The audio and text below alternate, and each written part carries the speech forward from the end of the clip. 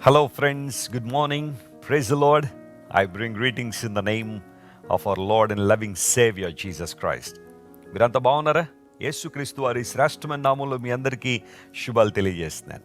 గత రాత్రి అంతా చక్కని విశ్రాంతిని, నెమ్మదిని దేవుడు మనకు అనుగ్రహించి ఈ ఉదయకాల సమయంలో ఆయన స్తుతించు వారంగా, ఆయన గణపరచు వారంగా, దేవుని నామాన్ని మహింపరిచే గుంపులో దేవుడు మనల్ని ఉంచినందుకు మనం నిజంగా ప్రభువుని స్తుతించాలి. దేవుడు మంచివాడని విమోచింపబడిన వారు మాత్రమే పలుకుతారని లేఖనాల్లో రాయబడింది. ఎవరు పడితే వాళ్ళు దేవుడు మంచివాడని చెప్పలేరు. ఆయన మంచితనాన్ని అనుభవిస్తున్న మనందరం కూడా yes, my God is good, నా దేవుడు మంచివాడు, అన్ని స్థితులలో అన్ని పరిస్థితుల్లో నా దేవుడు మంచివాడని అద్భుత రీతిలో సాక్ష్యం చెప్పు రీతిగా దేవుడు మనల్ని ఆశీర్వదిస్తున్నందుకు మనం ప్రభువుని గణపరచాలి. ప్రతిరోజు కూడా ఒక వాగ్దానాన్ని పరిశుద్ధ గ్రంథంలోంచి మనం ధ్యానం చేస్తున్నాం. ఆదికాండం 1వ అధ్యాయం 1వ వచనం నుండి ప్రకటన గ్రంథం 22వ అధ్యాయం 21వ వచనం వరకు కూడా ఎన్నో వాగ్దానాలు పరిశుద్ధ గ్రంథంలో మనం చూస్తూనే ఉన్నాం. కొన్ని వేల వాగ్దానాలు బైబిల్లో ఉన్నాయి. ఇవన్నీ ఎందుకు దేవుడు ఇచ్చారు అంటే మనందరికీ స్ఫూర్తిని, ప్రోత్సాహాన్ని, ఈ జీవన ప్రయాణంలో కావలసిన శక్తిని వాగ్దానాల ద్వారా మనం పొందుకుంటూ ఉంటాం. చూడండి, కొన్నిసార్లు మనం తీసుకుంటున్న ఆహారం మన శరీరానికి ఏ విధంగా బలమిస్తుందో, దేవుని వాగ్దానాలు లోపల ఉన్న మన ఆత్మకు బలముగా, శక్తినిచ్చేవిగా కనబడుతున్నాయి. వాగ్దానాల ధ్యానము మనం ఖచ్చితంగా చేయాలి. ప్రతిరోజు దేవుని వాగ్దానం ధ్యానం చేయడం తప్పేం కాదు. ఈరోజు వాగ్దానం కోసం కనిపెడుతున్నారు కదా, గ్రంథాలు తెరుద్దాం. సమూయేలు మొదటి గ్రంథం 2వ అధ్యాయం 10వ వచనాన్ని చదువుకుందాం. 1 Samuel chapter 2 and verse 10. దానిలో ఈ విధంగా రాయబడింది: యెహోవాతో వాదించువారు నాశనమగుదురు, పరమండలములో నుండి ఆయన వారిపైన ఉరుము వలె గర్జించును, లోకపు సరిహద్దులలో ఉండు వారికి ఆయన తీర్పు తీర్చును, తాను నియమించిన రాజునకు ఆయన బలమునిచ్చును, తాను అభిషేకించిన వానికి అధిక బలము కలుగజేయును. హన్నా అనే దైవజనురాలు దేవుని సన్నిధిలో దేవుని స్తుతిస్తూ ఆయన కీర్తిస్తూ పలికిన మాటలు ఇవి. మనందరికీ తెలుసు, హన్నా జీవితం దేవుని సన్నిధికి వచ్చి తన హృదయాన్ని కృమ్మరించుకుంది. దేవుని సన్నిధిలో తనకున్న అవసరాన్ని చెప్పుకుంది. ఒక కుమారుడు లేడు, సంతానం లేని ఆ సమస్యలు ఆమె ఉన్నప్పుడు ఎన్నో బాధలు, ఇబ్బందులు పడింది. ఒక ప్రక్కన సంతానం లేదనే బాధ ఒకటైతే, మరొక ప్రక్కన వీళ్ళు ఆమె గురించి మాట్లాడుకుంటున్న మాటలన్నీ కూడా చాలా బాధను కలుగజేస్తూ ఉన్నాయి. అటువంటి స్థితిలో దేవుని దగ్గరికి వచ్చింది, దేవుని పాదాల దగ్గరికి వచ్చి ప్రార్థన చేయడం ప్రారంభించింది. దేవుడు హన్నాను జ్ఞాపకం చేసుకుని చక్కని కుమారుడిని ఇచ్చాడు. కేవలం కుమారుడు మాత్రమే కాదు, ప్రవక్తను దేవుడు ఇచ్చాడు. ఎప్పుడైతే దేవుని సన్నిధిలో తాను చేసుకున్న నిబంధన లేదా తాను చేసుకున్న తీర్మానం నెరవేర్చడానికి ఆ కుమారుడిని తీసుకొచ్చి దేవుని మందిరంలో వదిలిపెట్టి వెళ్ళిపోతుందో, ఆ సందర్భంలో హన్నా దేవుని స్తుతిస్తూ ఈ మాటలు పలికింది. సమూయేలు మొదటి గ్రంథం 2వ అధ్యాయం అంతా కూడా ఆ మాటలు మనం చదువుతుంటే, ఇంక చివరిలోకి వచ్చేసరికి హన్నా పలుకుతున్న ఈ మాటలు ఎలా ఉన్నాయంటే, ఎవరైతే దేవునితో వాదిస్తున్నారో వారందరూ కూడా నాశనాన్ని చూస్తున్నారు, అయితే దేవుడు తాను నియమించిన రాజునకు బలమునిస్తున్నాడు, తాను అభిషేకించిన వానికి అధిక బలం దయచేస్తున్నాడని ఒక చక్కని మాటతో ఈ మాటను ముగించింది, లేదా ఈ అధ్యాయాన్ని ముగించింది. ప్రియులారా, గమనించండి, దేవుడు తాను నియమించిన రాజునకు బలమునిస్తారు. ఎవరి రాజు, ఎవరి గురించి రాయబడింది అంటే, దేవుని లేఖనాల్లో నూతన నిబంధనలో రాజులుగా ఎవరున్నారు? పాత నిబంధన కాలంలో రాజరిక వ్యవస్థ ఉంది, రాజులు పరిపాలన చేశారు ఇశ్రాయేల్ దేశాన్ని, యూదా రాజ్యాన్ని. కానీ యేసుక్రీస్తు ప్రభువారి లోకానికి వచ్చిన తర్వాత ఆయన రాజులకు రాజుగా, ప్రభువులకు ప్రభువుగా ఆయన పిలువబడ్డారు. అయితే ఆయన అంగీకరించిన మన అందరం కూడా రాజులమే అని పేతురు మహాశయుడు తన పత్రికలో ధృవీకరించాడు.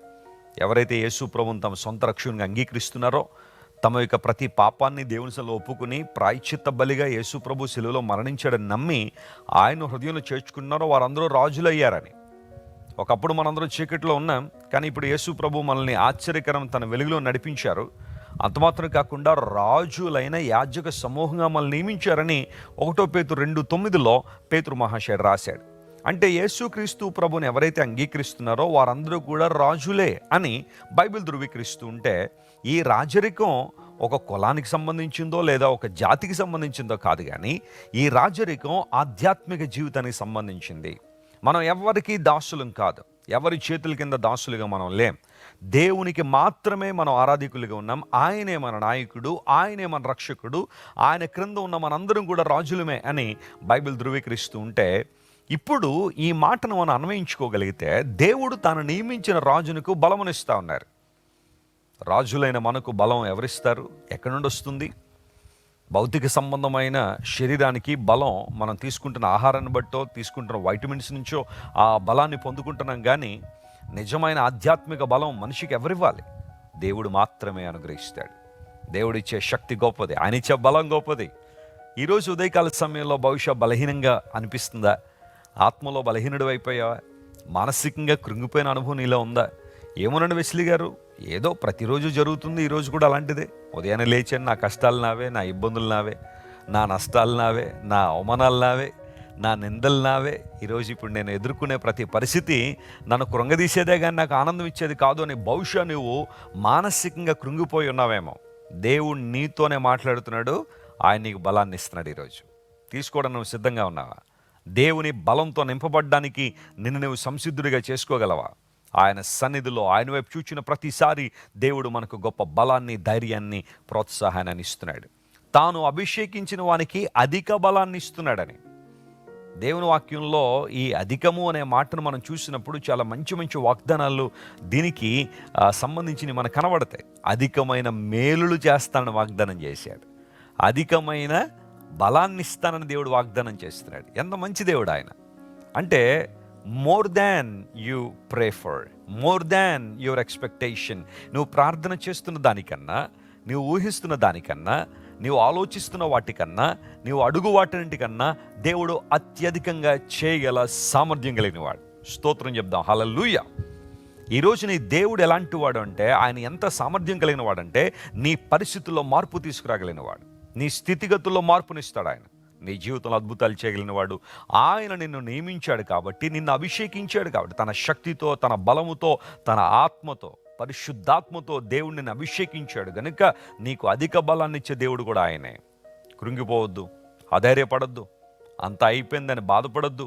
ఇంకా ఓటమి చివరికి వచ్చేసానండి వెస్లీ గారు, ఇంకా నా జీవితంలో నేను పోరాడలేకపోతున్నాను, ఈ కష్టంతో నేను పోరాడలేను, ఈ సమస్యతో నేను పోరాడలేను, ఈ ఇబ్బందితో నేను పోరాడలేను, దురాత్మ శక్తుల సమూహంతో పోరాడలేకపోతున్నాను, బలహీనుండి అయిపోతున్నాను అనే బాధ నీలో ఉంటే, ఈ ఉదయకాల సమయంలో దేవుడు నిన్ను ముడుతున్నాడు, తన హస్తాన్ని మీద ఉంచుతున్నారు. ఆయన అధిక బలాన్ని ఇవ్వడం ద్వారా దేవుడు నిన్ను ఒక విజయవీరుడిగా చూడాలని ఆశిస్తున్నాడు.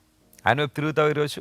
ఒకవేళ ఇంతవరకు శక్తి బలం కోసం అటు ఇటు పరిగెత్తావేమో, కానీ కూర్చో దేవుని సన్నిధిలో, ప్రార్థించే, మనస్ఫూర్తిగా దేవుని ఆరాధించు, దేవుని లేఖనాల నుంచి దేవునికి ఆదరణ పొందుకో. పరిశుద్ధాత్మ దేవునికి శక్తి నిన్ను బలపరిచి తన మహిమ కొరకు వాడుకోవడానికి దేవుడు ఎప్పుడు సిద్ధంగానే ఉన్నాడు. ఈ వాగ్దానాన్ని క్లెయిమ్ చేసుకుని ప్రభువును స్తుతిద్దామా? Praise the lord. కళ్ళు మూసుకోండి, ప్రార్థన చేసుకుందాం. ప్రేమగల మా తండ్రి, మహిమగల దేవానికి స్తోత్రాలు. హన్నా జీవితంలో ఒక అద్భుతం చేయడం వలన ఆమె తన హృదయాన్ని తెరిచి నిన్ను స్తుతించింది, హృదయాన్ని తెరిచి నిన్ను గణపరిచింది. ప్రభువా, అవునయ్యా, నీవు నియమించిన వారికి నువ్వు బలాన్ని ఇచ్చే దేవుడు, నీవు అభిషేకించిన వారికి అధిక బలాన్ని ఇస్తానని వాగ్దానం చేసిన దేవుడు. మేము నీ ప్రజలం గనుక, నీవు మమ్మల్ని కొనుక్కున్నావు గనుక, రాజులనే యాజక సమూహంగా మమ్మల్ని నిలబెట్టావు గనుక ప్రభువా, మాకు కావలసిన బలాన్ని మీరు మాకు దయచేయండి. ఈ రోజు అంతట్లో నాయన దురాత్మ శక్తుల మీద పోరాడడానికి, ఓ దేవా, బలమైన ఆధ్యాత్మిక స్థితిలో పటిష్టంగా నిలబడడానికి కావాల్సిన బలాన్ని మీరు మాకు దయచేయండి, కనికరించండి. ఎవరైతే మానసికంగా కృంగిపోయి ఉన్నారో, శారీరకంగా బలహీనలైపోయారో, ఆధ్యాత్మికంగా బలహీనమైన పరిస్థితుల్లో ఉన్నారో, ఇప్పుడే నీ బలం వారిని కమ్ముకొనుగాకని ప్రకటిస్తున్నాం ప్రభువా. అధిక బలంతో వారిని నింపి బలమైన కార్యాలు, గొప్ప కార్యాలు వారి జీవితంలో జరిగించి నీ మహిమ కొరకు ప్రతి ఒక్కరిని వాడుకోనండి. వారి కుటుంబాల్లో అద్భుతాలు చేయండి, అన్ని విషయాల్లో తోడుండండి. ఘనత మహిమ నీకే చెల్లిస్తూ యేసు నామం పేరిట అడిగి వేడుకొనిచున్నాం తండ్రి, amen, amen. God bless you, dear friends. Have a wonderful day.